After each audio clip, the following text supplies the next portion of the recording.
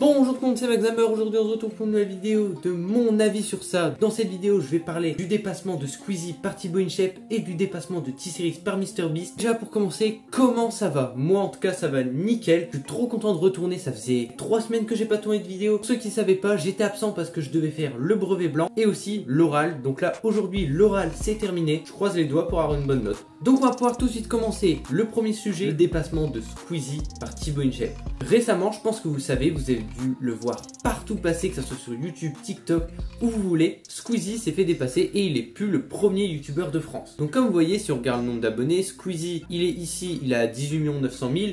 Et Thibaut InShape, lui par contre, il en a déjà plus de 19 millions. Et ça, vous le savez, Thibaut InShape a dépassé Squeezie grâce aux shorts. Les shorts, c'est pas le problème. Même si certains des shorts, ils ont été volés, on va pas s'acharner sur Thibaut InShape. Plein d'autres créateurs de contenu qui volent du contenu. Mais le truc, c'est est-ce que c'est mérité?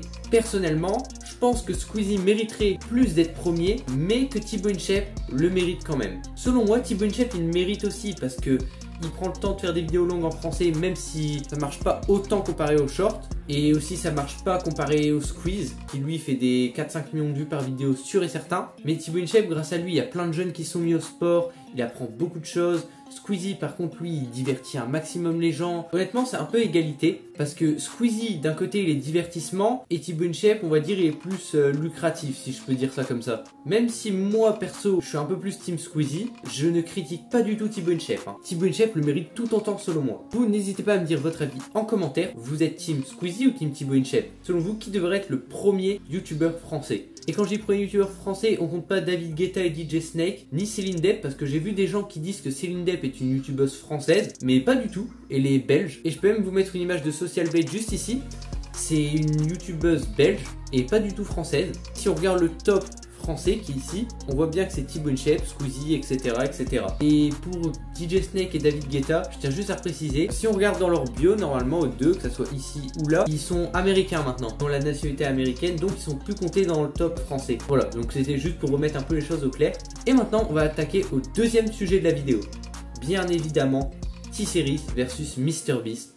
On en a entendu parler ces dernières semaines, voire ces derniers jours même. MrBeast qui a enfin dépassé T-Series après 5 ans. Dites-vous que T-Series, ils étaient premiers youtubeurs en 2019 après avoir dépassé PewDiePie. Ils ont gardé le titre de premier youtubeur mondial de 2019 jusqu'à 2024. Et là, ils sont enfin fait détrôner le 1er juin.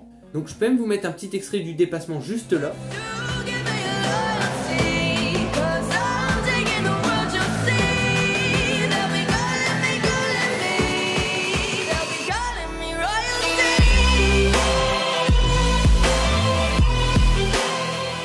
Comme vous voyez, MrBeast, il monte à une vitesse phénoménale comparé à T-Series. T-Series, il gagne environ 2000 abonnés par heure.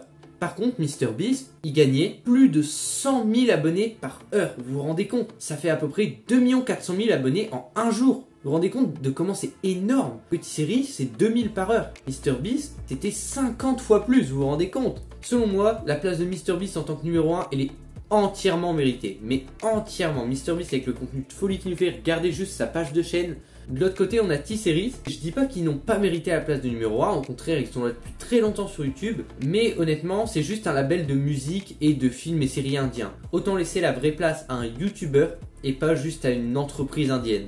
Franchement, je trouve que c'est vraiment mérité pour MrBeast. Ça va être bientôt la première chaîne YouTube du monde à atteindre les 300 millions d'abonnés. Vous vous rendez compte? Quasiment un tiers du milliard d'abonnés. Maintenant, je vais vous poser une question. Selon vous, est-ce que quelqu'un pourra rattraper MrBeast? Ou est-ce que vous pensez que MrBeast est le vrai roi de YouTube et qu'il va rester premier mondial jusqu'à la fin des temps? Bon, même si jusqu'à la fin des temps, je pense pas. N'hésitez pas à y répondre en commentaire.